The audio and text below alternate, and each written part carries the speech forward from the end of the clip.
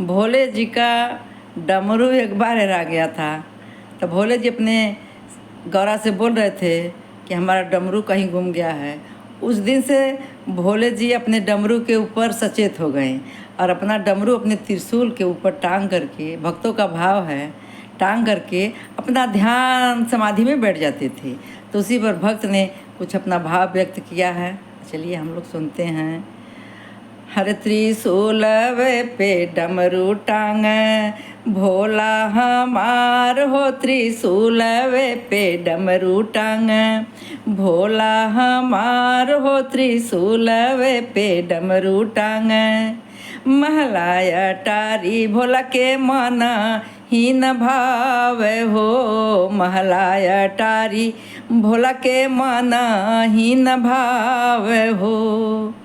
अरे टूटही मड़ैया में, टूटही मड़ैया में करेला राम हो त्रिशूल पे डमरू टांग, भोला हमार हो त्रिशूल पे डमरू टांग।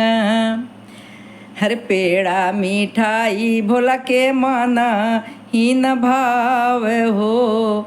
भोला जी को पहले से पता था, त्रिलोकीनाथ को, कि पेड़ा में, मीठा में कोलेस्ट्रॉल है, शुगर है, इसलिए वे आयुर्वेद चीज़ों पहले से खाते थे। हर पेड़ा मिठाई भोले के मना हीन भाव हो।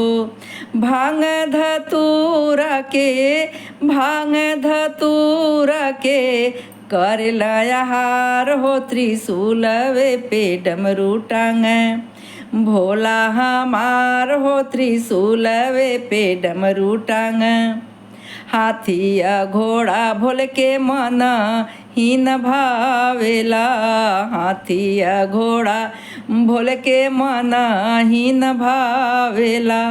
बसहा बयलवा पर, बसहा बयलवा पर हो खेला सवार हो त्रिशूल पे डमरू टांग, भोला हमार हो त्रिशूल पे डमरू टांग। चंदन रोरी शिव के मना हीन भाव हो, चंदन रोरी भोले के मना हीन भाव हो।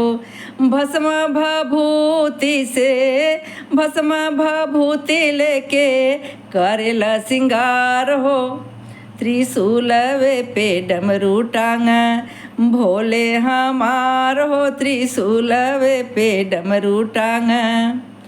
साला दू साला भोला के मना हीन भाव हो, साला दू साला भोला के मना हीन भाव हो। कारी कमरिया ओढ़ के, कारी कमरिया ओढ़ के कर विश्राम हो त्रिशूल पे डमरू टांग, भोले हमार हो त्रिशूल पे डमरू टांग, भोले जी हमार लवे पे